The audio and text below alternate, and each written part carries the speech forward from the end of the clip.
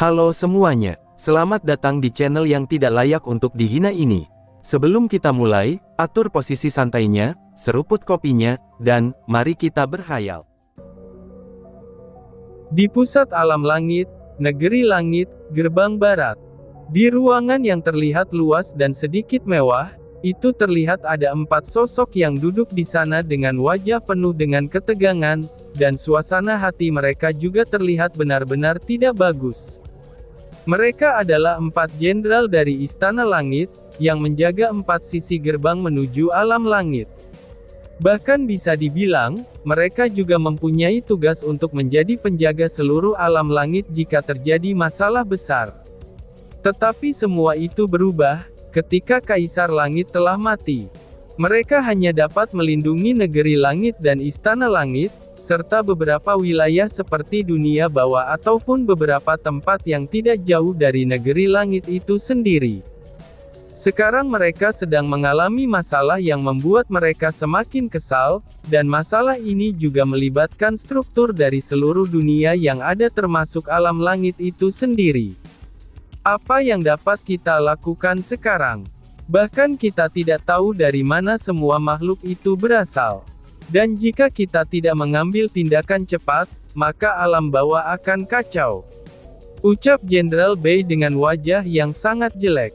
Kamu benar, alam bawah adalah alam untuk orang-orang yang telah mati. Karena dulunya ada dewa neraka yang menjadi penguasa di sana, tapi sekarang, wajah Jenderal Nan sangat jelek saat memikirkan masalah itu. Beberapa bulan yang lalu mereka mendapatkan kabar bahwa, ada makhluk aneh dengan tubuh mereka yang dipenuhi oleh darah, itu telah mengacau di alam bawah. Di mana tempat itu adalah tempat semua yang mati pergi, dan tempat di mana portal reinkarnasi berada. Setelah mendengar berita itu, keempat jenderal ini segera mengirimkan masing-masing pasukan mereka ke sana. Dan juga, mereka mengirim jenderal di bawah mereka untuk memeriksa keadaan di sana. Dan benar saja, di sana mereka menemukan bahwa ada makhluk aneh yang sangat suka menelan roh orang yang telah mati. Jika roh atau orang yang mati di sana dihancurkan lagi, maka orang-orang yang mati itu tidak akan dapat bereinkarnasi lagi. Setelah roh mereka dihancurkan, maka mereka akan jadi energi yang menyebar ke seluruh alam atau dunia lainnya. Dan jika mereka dimurnikan oleh orang dengan teknik rahasia yang dapat menelan roh itu, maka mereka akan jadi energi yang bagus bagi yang memurnikannya. Tapi tentu saja itu tidak diperbolehkan, karena bagaimanapun juga hal itu akan mengganggu semua makhluk. Baik itu makhluk yang bereinkarnasi, maupun makhluk yang akan menjalani hukuman mereka di sana. Sialan, apakah ini semua ulah mereka? Teriak Jenderal Zhao dengan wajah yang marah. Dia hanya bisa memikirkan satu kelompok yang bisa membuat ulah seperti ini, yaitu orang yang dulunya ikut dalam memberontak dan membunuh Kaisar Langit. Jika hal itu benar, maka kali ini mereka benar-benar dalam kesulitan. Bahkan jika mereka, 4 jenderal pergi ke sana, mereka juga pasti tidak akan bisa menyelesaikan masalah yang ada di sana. Kalian harus tenang, kali ini masalahnya sangatlah serius. Jika kita tidak bisa tenang, bagaimana kita bisa menemukan solusi dari masalah ini? Ucap Jenderal Dong yang mencoba menenangkan ketiga jenderal yang telah bingung itu.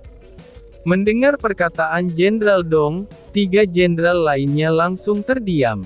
Memang benar kalau masalah ini sangat serius sekarang, dan mereka juga berencana untuk meminta bantuan kepada alam lain, itu agar dapat mengirim pasukan mereka ke alam bawah untuk membantu. Tapi hal ini masih jadi kebimbangan di antara mereka, itu dikarenakan perbedaan dan perselisihan beberapa alam, dan itu terjadi sejak kematian Kaisar Langit. Dan juga, ada beberapa alam yang waktu itu setia kepada Kaisar Langit saat ini mereka telah melemah. Sekarang alam itu pun masih dalam tahap pembangunan kembali setelah hancur akibat perang. Awalnya Dewa Kegelapan juga sudah mereka beritahu tentang masalah ini, tapi masih belum ada jawaban pasti dari Dewa Kegelapan. Bagaimana jika kita meminta bantuan kepada 4 alam itu? Tanya Jenderal Zhao sambil melihat ke arah yang lain. Alam yang mana? Tanya Jenderal Dong. Jenderal Zhao memberitahu 4 alam yang dia maksud, yaitu alam elemen, es, kehidupan, dan pedang. Tentu saja pada awalnya 3 jenderal lainnya juga bermaksud begitu, karena di antara alam lain, hanya 4 alam itulah yang terkuat. Apalagi alam kehidupan, yang jelas-jelas mereka kebal terhadap perbedaan energi dunia bawah. Jadi mengirim mereka untuk membereskan kekacauan di alam bawah, itu adalah pilihan yang tepat.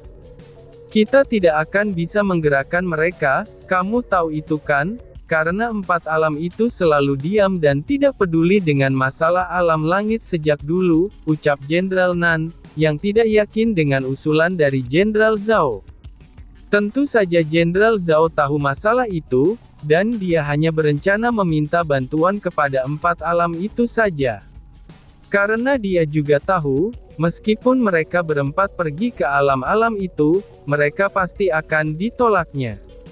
Jadi dia berencana pergi ke alam kehancuran, untuk mencoba menarik Kaisar Kehancuran ke dalam sisi mereka untuk membantu mereka. Lalu dengan begitu, 4 alam lainnya secara otomatis tidak akan tinggal diam begitu saja, bila Kaisar Alam Kehancuran bergerak seorang diri. Hal itu pasti akan membuat 4 alam lain ini mengirim bantuan, untuk membantu alam kehancuran. Mendengar hal itu, ketiga jenderal lainnya baru ingat, kalau penguasa alam kehancuran adalah cucu dari keempat alam itu. Mereka telah melupakan hal yang penting, karena ketidaktenangan mereka tadi. Jadi setelah mereka berpikir agak lama, akhirnya 4 jenderal itu pun setuju dengan rencana Jenderal Zhao. Lalu, apakah kita semua harus pergi ke sana untuk bicara dengan pemuda itu? Tanya Jenderal Dong. Jenderal Dong, biarkan pemuda itu saja yang datang ke sini. Karena menurutku, dia tidak pantas diberi perlakuan seperti itu. Meskipun dia adalah seorang penguasa sekalipun, ucap Jenderal Bei yang agak tidak setuju dengan rencana itu. Mendengar perkataan Jenderal Bei, itu membuat Jenderal Dong menatap aneh Jenderal Bei. Dia merasa kalau Jenderal Bei ini tidak tahu, kalau pemuda itu adalah cucu dari 4 alam yang kuat itu. Jika mereka tidak memperlakukan pemuda itu dengan hormat, maka dia yakin kalau Lin Fang atau Mu Chen pasti akan mengunjungi mereka, dan kemudian memukul mereka seperti yang dilakukan Lin Fang sebelumnya. Karena dia sendiri lebih tahu, meskipun alam es dan alam elemen awalnya terlihat mempunyai hubungan kurang baik, tapi sebenarnya ikatan mereka tidak akan mudah hilang begitu saja. Jika satu terluka, maka yang lain pasti akan datang untuk membantu. 4 alam itu pun dikenal dengan alam yang sangat menghargai persaudaraan dan kekeluargaan, jika dibandingkan alam lainnya yang ada di alam langit. Bahkan keluarganya pun tidak bisa dibandingkan dengan alam itu. Itu tidak baik bukan? Ucap Jenderal Nan yang juga sedikit tahu dengan sifat 4 alam tersebut. Tapi tetap saja, Jenderal Bei tidak terlalu peduli. Karena menurutnya, Lin Tian tidak pantas mendapatkan perlakuan baik dari mereka 4 jenderal besar. Biarkan aku saja yang pergi sendiri ke sana, sekalian aku juga ingin melihat bagaimana dia mengembangkan alam kehancurannya, ucap Jenderal Zhao yang tahu siapa Lin Tian yang sebenarnya. Di Istana Bunga, istriku, bisakah kamu lepaskan aku dari kandang ini? Ucap bayi kecil. Di dalam sebuah kandang yang berisi banyak kucing betina, bayi kecil terus memohon untuk dilepaskan dari sana. Tapi semua itu sia-sia, karena apapun yang dia katakan kepada Dewi Bunga tidak akan melepaskannya begitu saja. Maaf suamiku, ibu dan saudarimu mengatakan agar mengurungmu selama beberapa hari lagi, jawab Dewi Bunga dengan polosnya. Mendengar jawaban Dewi Bunga, bayi kecil merasa hidupnya akan berakhir, karena hidup di kandang yang penuh dengan kucing betina ini. Hal ini benar-benar membuat dia kapok, tapi kapoknya hanya untuk di saat itu saja. Sialan, naga kecil sangat beruntung, ucap bayi kecil di dalam hatinya saat memikirkan naga kecil yang sekarang mungkin sedang bersenang-senang di luar sana. Akhirnya dia benar-benar menyesal saat itu. Jika dia tahu ada musuh angin di alam kehancuran, maka dia pasti tidak akan mengajak saudara-saudaranya itu ke istana duluan. Tapi apalah dayanya, nasi sudah menjadi bubur kacang ijo. Mana mungkin bisa kembali menjadi nasi lagi, dan sekarang dia terkurung di kandang ini, itu sambil dijaga oleh istrinya yang sangat patuh dengan perintah ibunya itu. Dewi Bunga mengubah wajahnya, karena dia merasakan ada beberapa orang yang datang ke istananya. Melihat pakaian mereka semua, tentu saja Dewi Bunga mengenalinya. Tapi dia tidak pergi keluar untuk menyambut orang yang datang tersebut, karena dia sepertinya hanya memberikan sebuah surat kepada penjaga di luar. Benar saja, tak berselang lama pelayan Dewi Bunga membawa surat ke depan Dewi Bunga, yang saat ini masih duduk tak jauh dari kandang kurungan bayi kecil. "Dewi, ini surat dari 4 jenderal," ucap pelayan itu kepada Dewi Bunga. Dewi Bunga mengangguk, dan kemudian mengambil surat tersebut. Setelah surat diterima, pelayan tersebut mohon undur diri dari tempat Dewi Bunga. Dan tentu saja dia melihat nasib bayi kecil merasa ngeri, karena wajahnya masih bengkak-bengkak. "Aku tidak menyangka, kalau Dewi Bunga juga bisa melakukan hal itu pada Kaisar Harimau," pikir pelayan tersebut sambil melihat nasib bayi kecil. Yang padahal, bayi kecil bisa seperti itu murni karena Bayi Yu yang memukulinya tanpa belas kasihan, itu karena dia sangat kesal dengan sikap anaknya yang nakal ini. Dewi Bunga pun segera membaca isi surat tersebut, dan setelah setengah membaca surat itu, wajahnya berubah serius, dan ada jejak sedikit kesal saat dia melihat isi surat tersebut. Bayi kecil yang melihat wajah Dewi Bunga yang berubah itu menjadi penasaran, dan mencoba menanyainya. Ternyata surat itu berisi masalah yang dihadapi alam bawah saat ini. Monster aneh, yang seluruh tubuhnya ditutupi oleh darah, apakah kamu yakin? Tanya bayi kecil kepada Dewi Bunga. Iya, di sini tertulis seperti itu. Apakah suami tahu tentang makhluk ini? Tanya Dewi Bunga. Bisa saja Lia, tapi bisa saja tidak. Aku hanya berharap, apa yang ku pikirkan tentang bentuk makhluk ini semoga saja salah, balas bayi kecil dengan wajah yang terlihat serius, meskipun wajahnya masih bengkak. Apakah makhluk ini berbahaya? Tanya Dewi Bunga. Mereka tidak berbahaya, tapi apa yang berada di balik makhluk inilah yang berbahaya. Jika aku tidak salah menebaknya, ini pasti sedang terjadi masalah dengan portal reinkarnasi di alam bawah, jawab bayi kecil. Makhluk darah ini tidak mempunyai pikiran, dan mereka seperti mumi yang menyerang orang-orang karena insting mereka sendiri. Tapi masalahnya adalah, orang yang berada di belakang semua makhluk darah tersebutlah yang paling berbahaya. Jika dia tidak salah, tujuan dari pelaku di balik itu semua adalah portal reinkarnasi. Karena itulah bayi kecil terlihat agak serius, dan masih belum bisa memastikan apa yang terjadi di alam bawah pada saat ini. Istriku, kirim beberapa pasukanmu yang hebat dalam bidang intelijen ke alam bawah, dan perintahkan mereka untuk melaporkan jika ada kejanggalan di sana. Dan juga, jika mereka menemukan makhluk darah ini, maka larilah, dan jangan melawan mereka, ucap bayi kecil dengan serius kepada Dewi Bunga. Ini bukanlah hal yang mudah, karena menurut apa yang dia ketahui, jika benar itu adalah makhluk yang dia kenal, kemudian jika salah satu dari kelompok makhluknya mati, maka makhluk yang lainnya pasti akan mengejar pembunuhnya menurut insting mereka.